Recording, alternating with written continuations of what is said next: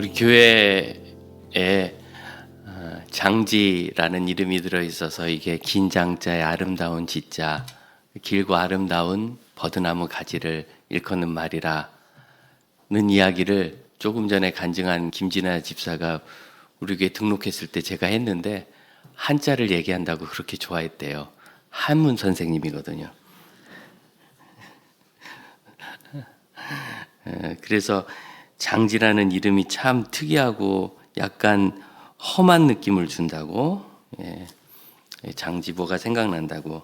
그래서 이름 험하다 그랬다가 아름다운 가지 이름 예쁘다고 오고, 이름이 멋있다고 오고, 이런 희한한 세상을 우리가 살고 있습니다.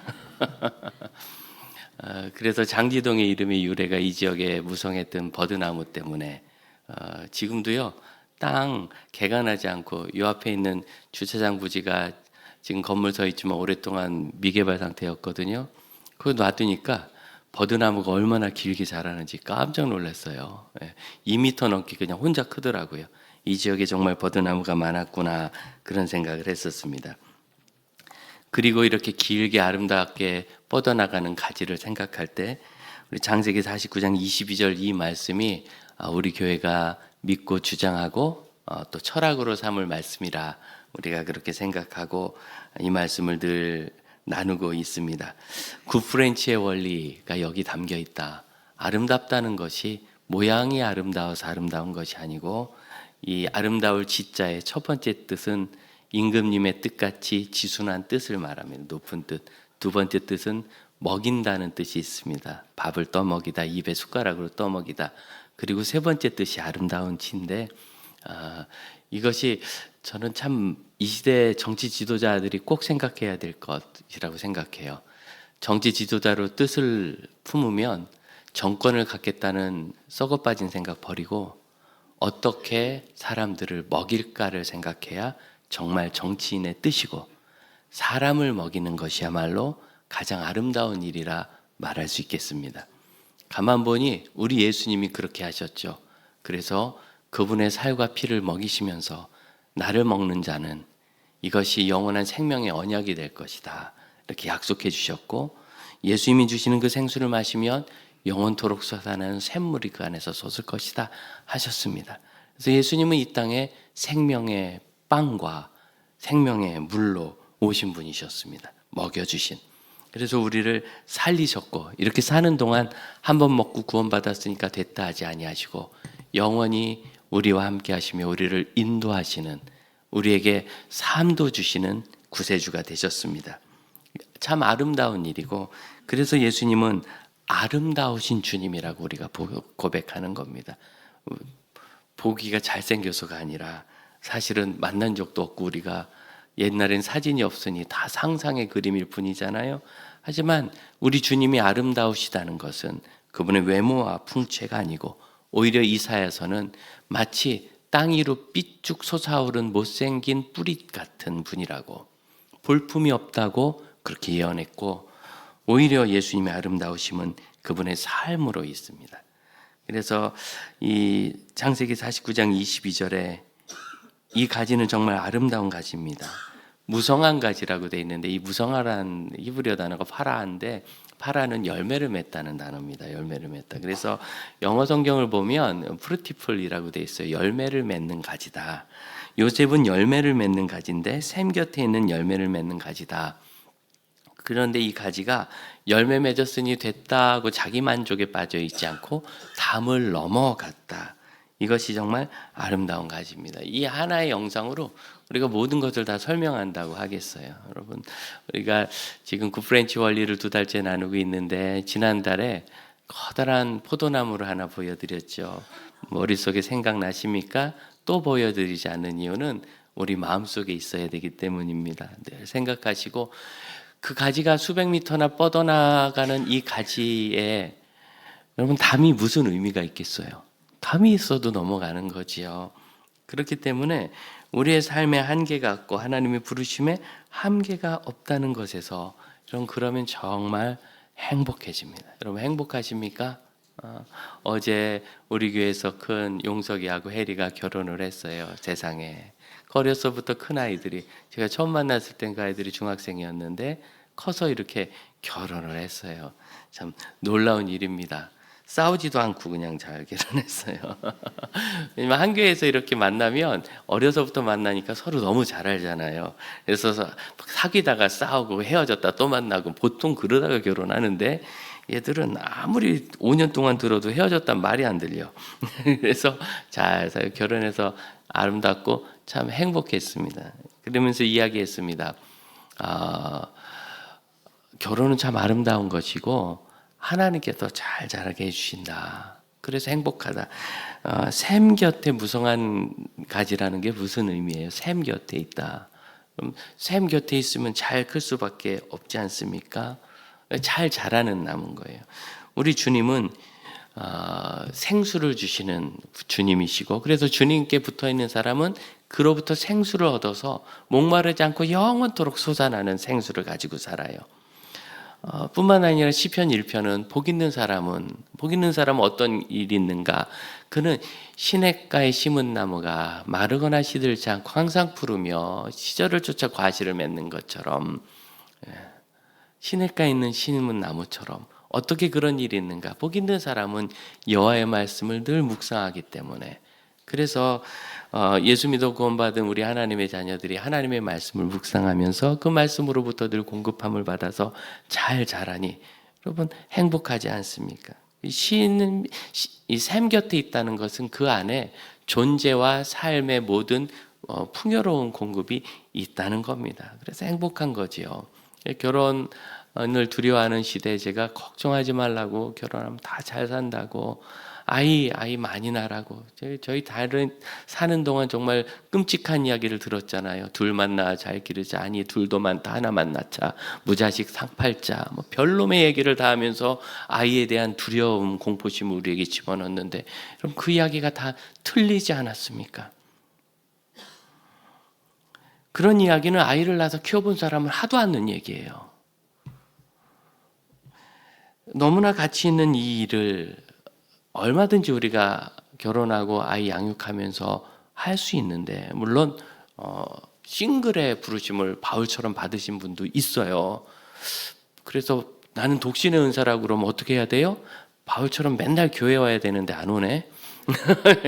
독신의 은사가 있다는 건 주를 위해 하는 거기 때문에, 그러니까 맨날 교회 오는 거예요. 여러분 피트니스 다니고 저기 필라테스 다니고 그러라고 독신하는 게 아니고 주의 일에 집중하기 위해서 하는 거예요. 되게 성경을 반만 읽으셔. 그런 거예요. 지나자매 잘 기억하시고. 그렇습니다. 그래서 우리가 그것이 일부러 그랬든 살다 그랬든 상관없이 각각의 삶이 다 있고 그것도 존중하지만, 그러나 결혼을 한다고 해서 그의 삶이 무너지거나 아이를 낳는다고 해서 내 거를 뺏겨가지고 참 끔찍한 얘기죠. 딩크, 더블 인컴 노 키즈. 1980년대 이 말이 한국에서 처음 소개될 때 저는 경악했어요. 우리가 서로 부부가 다 일을 해서 수익은 2배로 갖고 애는 안 낳는다. 왜 애한테 주느니 나한테 쓰겠다. 그래서 행복해요? 정말 잘못된 생각이죠. 그렇게 외롭고 불행할 수가 없습니다. 그렇게 살면 혼자 사는 게 문제라는 것이 아니라 나를 위해서 다 쓰겠다고 마음을 먹는 그 순간이 문제인 거예요. 어제 결혼식 주례 마치고 식당에 갔는데 한 분이 저를 보더니, 목사님 저 알아보시겠어요? 저 알아보시겠어요? 못 알아보겠어요. 정말 못 알아보겠어요. 그래서 누구신지 그랬어요. 누구라도 꾸며대고 싶은데 아무도 생각이 안 나더라고. 근데 그분이 저 누구예요? 깜짝 놀랐어요. 이거 한 교회에 6년이나 있었던 우리 교회 사무행정 간사였어요. 그런데 못 알아본 거라. 네. 그럴 수가 있을까? 6년이나 있었는데 제가 그 행정 간사들이 많아가지고 제가 행정 담당자니까 어느 날 격려하느라고 없는 돈에 싹 데리고 저기 놀이공원도 모시고 가고 그랬었거든요. 형제들 자매들 가가지고 잘 놀아. 근데 그걸 못 알아봤어. 그 다음에 이 자매가 저한테 하는 얘기, 목사님 너무 평안해 보이시고 너무 행복해 보이시네요. 제가 행복해 보입니까? 제가 평안해 보입니까? 그렇게 된 이유가 뭘까요? 1985년 주님을 만난 이후로 저는 지금까지 제 자신을 위하면서 살아본 적이 없습니다. 그게 얼마나 부질없고 헛된지. 우리는 천국에 가서 주님을 만날 건데 결국은 우리의 삶은 그때 주님 앞에 어떤 사람으로 존재하는가에 의해서 결정되거든요. 정말 중학교 3학년, 고등학교 1학년 때 먹든지 마시든지 무엇을 하든지 하나님의 영광을 위하라 라는 말씀을 들으면서 제가 세례를 받았어요. 아, 교회 와서 전도하고 예배하는 것만 하나님의 영광을 위하는 게 아니라 먹든지 마시든지 무엇을 하든지 하나님의 영광을 구하는 거구나. 그러고 나니까 인생이 너무나 쉽게 정리됐어요. 그리고 그날로부터 지금까지 제 삶은 어렵든 곤란하든 억울한 일을 당하든 억울한 일을 왜 안 당하겠어요? 여러분이 당하는 것보다 제가 당한 억울한 일이 훨씬 억울합니다. 여러분은 세상 사람들 속에 섞여 있잖아요. 저는 성도들 속에, 목회자들 속에 섞여 있는데 거기서 억울한 일을 당하면 누구한테 당하는 거예요? 그 예수 믿는 그놈한테 당하는 거거든요. 그 얼마나 더 분하겠어요. 이건 상대적인 겁니다. 그러나 그 일이 잠깐 저에게 낙심을 줄지언정 성경에 있는 대로 화를 내어도 분을 품지 말고 해가 지도록 분을 품지 말라. 해가 지도록 넘어가 본 적이 없어요. 왜? 주님을 위해 하는 일인데 그게 무슨 상관이겠어요? 그러니까 제가 이렇게 평안한 겁니다. 행복해 보입니까? 제가 잘 놀아서 그런 건 아닙니다. 지난 주간에도 우리 교회 이름으로 우리 총회 청소년들하고 100여 명하고 교사들, 사역자들 해가지고 비전 트립을 다녀왔잖아요. 아, 뭘 애들이나 재밌지. 우린 애들 데리고 3박 4일 어때요, 선생님? 중학생은 더하지. 아이고, 그 말로 뭐예요? 예. 그런데 제가 그런 거 하고 와서 행복해 보이죠? 저는 힘들어 보이지 않죠? 지난 주간엔 성공에 관한 소그룹 성경 공부를 7시간 했어요, 줌으로. 7시간 동안 하는데, 난 말을 못 하겠는 거야. 너무 나누라는데. 왜? 성공에 대한 모든 얘기가 나한테 다 맞아. 전 진짜 대성했더라고요. 부럽지 않으십니까? 그 모든 이야기가 얘기하기가 미안할 만큼 저는 정말 성공했더라고요. 제가 얼마나 성공했느냐면 여러분처럼 착한 성도 만나도 이렇게 담임 목사 하잖아요. 우리 교회는 다 착한 성도밖에 없어요. 나쁜 성도는 다 죽었거나 딴 데 갔어요. 하나님의 은혜로. 여러분, 주께서 우리에게 샘 곁에 있는 나무처럼 무성하게 잘 자라게 하십니다. 믿습니까? 하나님께서 우리에게 맡기신 그 일, 여러분 열매는 나무를 위해 맺히는 게 아니에요. 물론 나무 입장에선 종자를 멀리 퍼뜨리자 하고 맺히는 거지만 결국은 그 일로 동물들이 살고 사람이 사는 겁니다. 그래서 사진을 보여주시겠어요? 이제 가서 비전 트립을 하면서 아이들하고 저희가 저 대륙땅에서 최초의 복음이 전해진 그 일이 있었을 때 모리슨 선교사님을 기념하는 예배당입니다. 1800년대 초반에 들어오셔서 50대 짧은 나이로 생을 마치시기까지 얼마나 뜨겁게 사역하셨냐면 10년 만에 중국어 성경을 전권을 다 번역했어요. 그 옛날에. 여러분 지금처럼 컴퓨터를 사용한 때도요.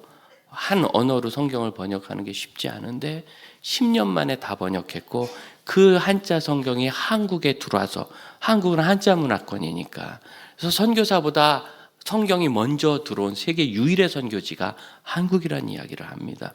그런 나라입니다. 거기 아이들이 모여가지고 그 선교사님이 어떤 삶을 살았는지 정말 주님을 위해서 순전하게 섬기면서 있었던 일을 다 행복해 보입니까? 시들어 보여요? 피곤해서 행복합니다. 그 다음 사진 보여주시겠어요? 이분이 그분의 묘비입니다. 그래서 우리 교회 이름으로 가서 거기서 아이들에게 말씀을 전하고 아이들과 섞여 다니면서 대화도 하고 상담도 하고 거기 있는 청년 교사들, 그 SC는 청소년과 대학생까지를 포함하거든요. 그래서 대학생 섬김이들하고 계속 이제는 한 3년 동안 계속 봐오는 아이들도 있어요. 그 성장하는 걸 봐보면서 그리고 조금 더 격려하면서 이것이 우리에게 있는 샘 곁에 있는 아름다운 삶입니다. 그래서 이 샘 곁에 있다는 것은 담을 넘었다는 것과 세트라는 걸 기억해야 돼요. 잘 보세요. 샘은 담 안에 있습니다. 가지가 담을 넘어갑니다. 그럼 샘으로부터 멀어졌죠. 그러면 샘과 분리될 것 같지만 아니에요. 열매 맺는 원리는 그렇습니다. 열매를 맺기 시작하면 그 나무의 모든 영양과 수분이 열매의 1순위로 배당됩니다. 그러니까 우리가 예수를 믿고 주 안에 있으면서도 시슬시슬 헤멜헤멜 하는 것은 열매를 맺지 않고 나 자신을 지키려고 애쓰기 때문이에요.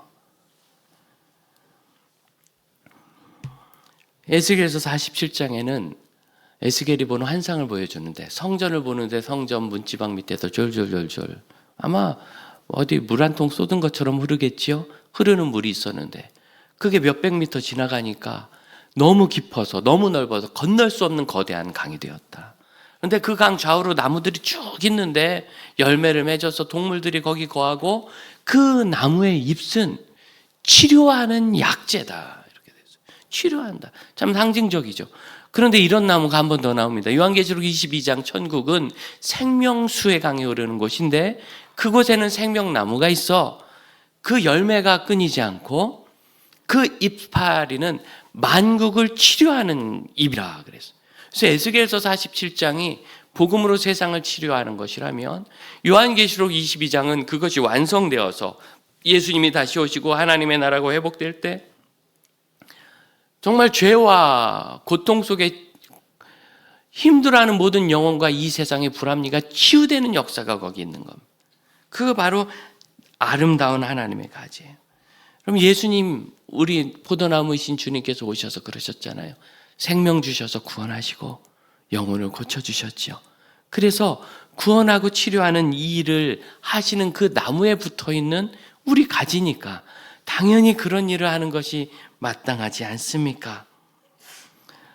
그것이 우리의 삶이라는 걸 기억합시다. 여러분, 우리가 읽은 이 본문은요, 사실은 장래에 대한 이야기예요. 49장 1절을 한번 보시면 1절 하반절에 야곱의 아들들아 모여라. 내가 장래에 되어질 일에 대해서 너희에게 말하겠다. 앞으로 일어날 일에 대해서 후일에 당할 일을 너에게 알려주리라 하면서 이 기도와 축복의 말을 예언 같은 얘기를 하는 거예요. 그러니까 앞으로 되어질 이야기인데 이 이야기가 아주 짧게 우리가 지금 22절부터 읽었는데 27절 같으면 베냐민에 대한 이야기가 있습니다. 한 문장이에요. 한 문장. 나머지 11형제는 이렇게 한두 문장으로 짧게 돼 있는데 요셉만 길게 돼 있어요. 특별한 자리죠. 요셉을 위한.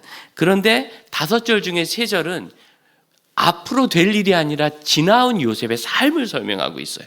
뭐라고 설명하느냐? 내 아들 요셉, 11번째 아들 요셉은 샘 곁에 있는 무성한 가지고 담을 넘어갔는데 23절 요셉의 적대감을 품은 자가 요셉을 향하여 활을 쏘아 공격했는데 활이 고대 시대에는 아주 강력한 무기예요. 공포스러운 무기고 활을 쏘는 군인은 양성하기도 어렵고 유지하기도 어려웠어요. 그 재료, 활과 화살은 너무나 비싼 것이었어요. 그래서 뭐 핵폭탄은 안 돼도 지금으로 얘기하면 유도탄급 되는 무기가 이 활입니다. 그러니까 최고의 공격 무기로 요셉을 공격했지만 그가 이기지 못하고 요셉은 오히려 더 강해서 그것을 물리쳤는데 23절 하반절, 24절 하반절 그 힘은 어디에서 나오는가? 이스라엘의 반석인 목자의 손을 힘입었기 때문이다. 하나님이 주시는 힘이 있었다는 거죠. 이것이 우리 그리스도인의 삶입니다. 그리스도인은 샘 곁에서 주님으로부터 생명을 얻어 멀리 뻗어나가는 가지가 되며 그것은 담이라는 한계를 넘어가서 거기서 열매를 맺는데 그동안 어려운 환난, 억울한 일, 고통, 두려움 이런 일들이 끊이지 않지만 우리에겐 그것을 이겨낼 강한 힘이 있습니다. 어떤 힘입니까? 이스라엘의 목자이신 하나님이 주시는 힘입니다.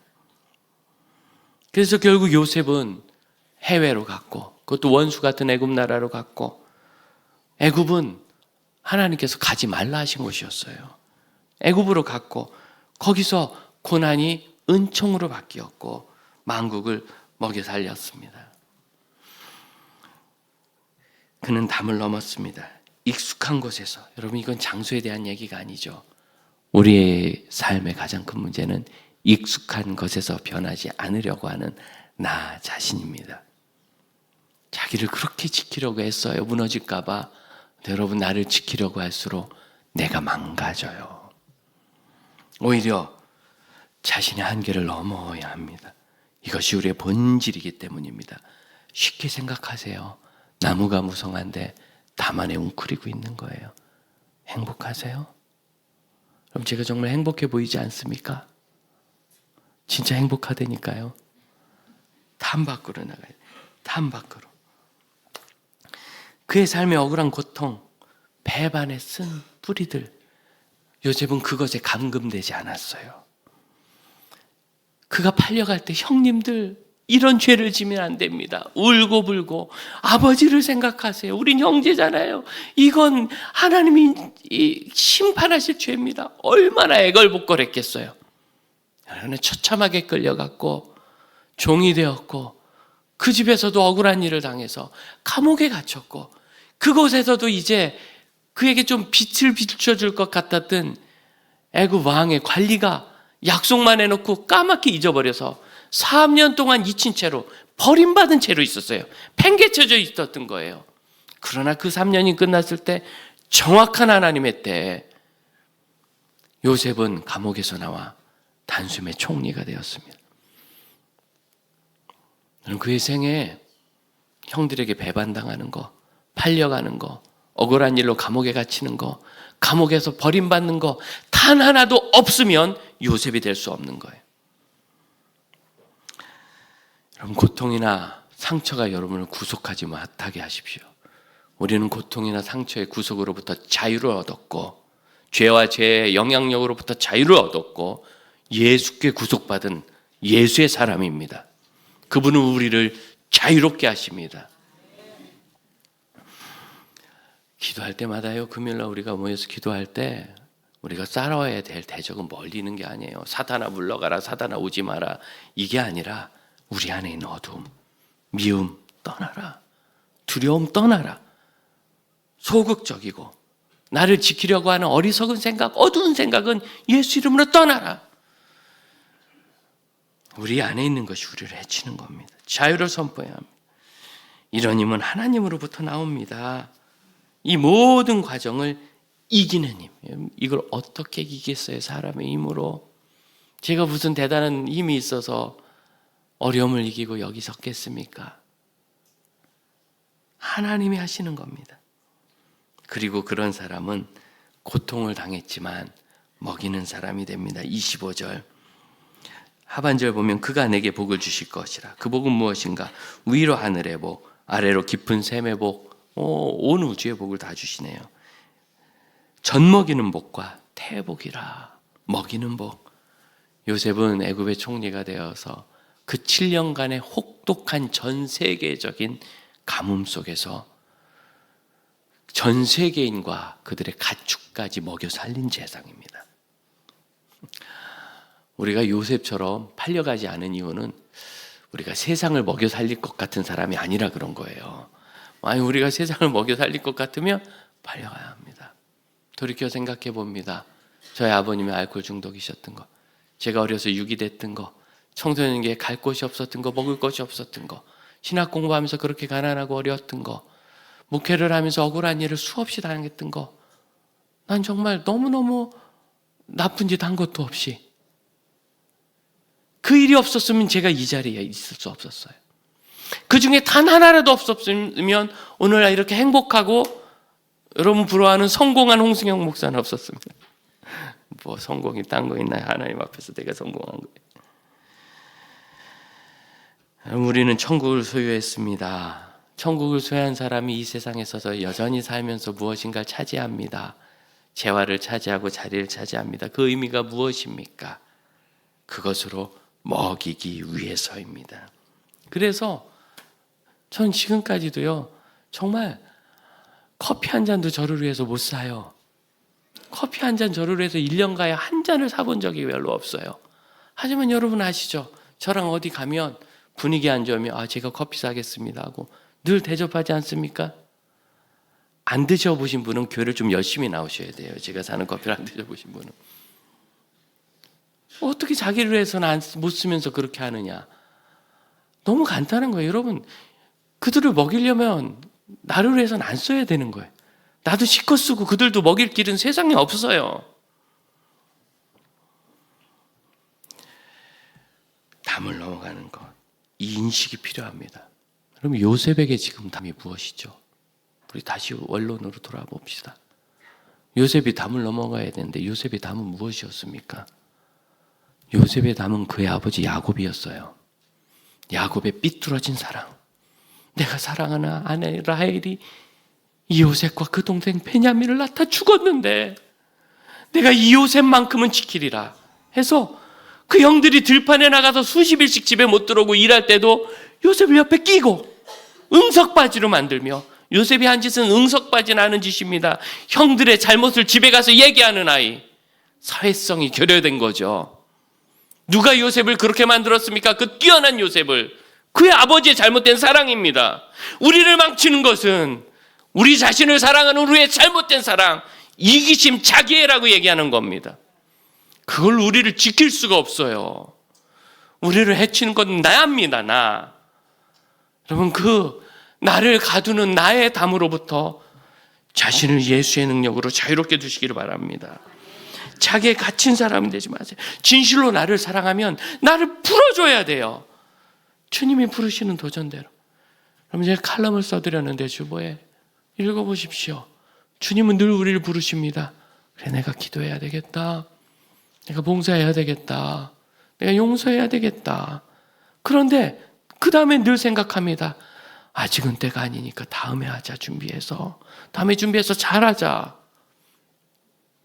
물론 지금 할 걸 다음에 할 수도 있어요. 그러나 여러분, 지금 할 걸 다음에 하면 다음에 할 거를 못하게 됩니다. 우리 하나님의 부르심, 하나님의 인도하심의 가장 큰 종은 지금이에요. 지금. 작은 거라도 지금 시작하세요. 작은 거를 하세요. 작은 거. 의외로 작은 거라도요, 힘이 퍽퍽 들어요. 지난 금요일은 어린이들하고 같이 기도회를 하면서 제가 어린이 기도회를 인도했잖아요. 조그만 놈들이 있으니까 힘이 없을 것 같지만 훨씬 힘들어요. 훨씬 힘들어요. 작다고 작지 않습니다. 작은 거라도 때때로는 우리의 모든 것을 다 바치는 것처럼 해야 될 수도 있습니다. 그러나 여러분, 두려워하지 마시고 작은 걸 시작하시면 그것으로부터 하나님이 인도하시는 큰 변화, 새로운 일이 생깁니다. 여러분, 그 은혜를 다 누리시기 바랍니다. 우리에게 있는 가장 큰 문제는 마음의 감동이 나를 다 설명하고 끝나는 거예요. 기도해야지. 정말 기도해야 돼. 그럼 자기가 기도하는 줄로 오해해요. 기도 안 하는데. 사랑해야지. 용서해야지. 가서 사랑하고 용서하고 겸손한 것이 우리의 본질인데, 그런데 하나님 지금은 아직 준비가 안 됐잖아요 라는 것이 우리를 가둡니다. 준비 안 된 내가 하다가 상처받을까 봐 그러세요. 준비 안 된 내가 하다가 잘못할까 봐 그러세요. 준비 안 된 우리 아이가 해야 그 아이가 크지 않던가요? 준비 안 된 우리 5살짜리 아이가 선을 그어야 아이가 선을 그을 줄 알고 색을 칠해야 나중에 색을 칠할지 알지. 선 잘 그리고 색 잘 칠할 때까지 기다리면 그 아이는 20세에 그리기 놀이를 하게 될 거예요. 20세에 그리기 놀이를 하는 것 같은 성도가 되지 마세요. 하나님은 그때 할 일을 그때 도전하십니다. 그리고 그 일로 복된 사람이 되시기를 축복합니다. 하나님 앞에 우리 함께 기도합시다. 우리 안에 있는 모든 어두움과 두려움을 버리고 이기고 오히려 담을 넘어 우리 삶에 있는 모든 고통과 상처를 이기고 극복하며 그 힘을 하나님으로부터 얻어 먹이는 사람이 되어 정말 행복한 것이 무엇인지를 알고 그렇게 살게 하옵소서. 합심하여 기도하겠습니다. 지금 저희를 부르시는 주님의 부르심을 듣습니다. 우리를 가두는 담은 사랑이었습니다. 주님, 그릇된 사랑, 이기심, 잘못된 관점이 우리를 가두고 해쳐 우리 하나님의 나라를 보지 못하게 하고 하나님의 나라를 이루게 하지 못하니 주님이 이제 주 앞에 서서 주 앞에 참된 감사를 드리며 자유롭게 하심으로 우리 하나님을 섬기는 믿음의 사람이 되게 하여 주시고, 주님 믿음의 형제 자매들을 통하여 우리 하나님이 이루실 아름다운 일을 다 이루어 주의 나라를 구하는 참 가치 있고 복된 사람이 되게 하여 주옵소서. 자리에서 일어나 우리 301장 찬양합시다. 지금까지 지내온 것 주의 크신 은혜라. 1절과 2절을 찬양하겠습니다.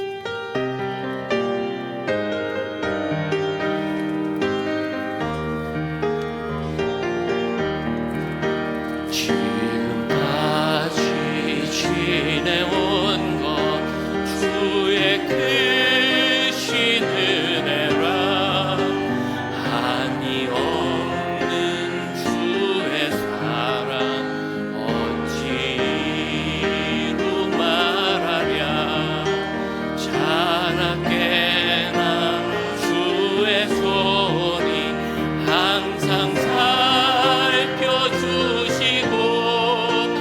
모든 일을 주 안에서 경통하게 하시네. 몸도 많고 연약한 세임받아 살았네. 울고 계시는 주의 족하다. 사랑 없는 거리에나 험한 산길 헤맬 때 주의 손을 굳게 잡고 찬송하며 가리라. 아멘. 주님, 지금까지 살아온 것 주의 은혜요, 이후로 하나님의 더 큰 은혜가 예비되어 있음을 믿습니다. 요셉의 지금까지 삶이 아름다웠을지라도 이후로 그와 그 후손들이 이룰 삶은 더 비교할 수 없사오니, 저의 생이 지나고 육신이 쇠약해지고 저 하늘집이 가까이 보일 때 다가올지라도 우리의 생은 주 안에서 더 놀라운 은혜로 가득함을 고백합니다. 그 생에서 멀어지지 않게 하여 주옵소서. 우리를 가두는, 스스로를 해치는 그릇된 자기애와 그릇된 자기 생각과 편협한 마음과 미움과 두려움과 원망과 분노의 모든 어두운 억압으로부터 복음의 자유를 얻게 하여 주옵소서. 그것을 선포하여 자신에게 적용하며 자신의 삶과 영혼을 예수의 이름으로 자유롭게 하는 참 구원의 백성 되게 하여 주옵소서. 지금은 우리 주 예수 그리스도의 은혜와 하나님의 크신 사랑과 성령의 역사하심이 복음으로 하나님의 사람으로 사는 믿음의 형제 자매들에게 이제로부터 영원토록 함께 하실지어다. 아멘.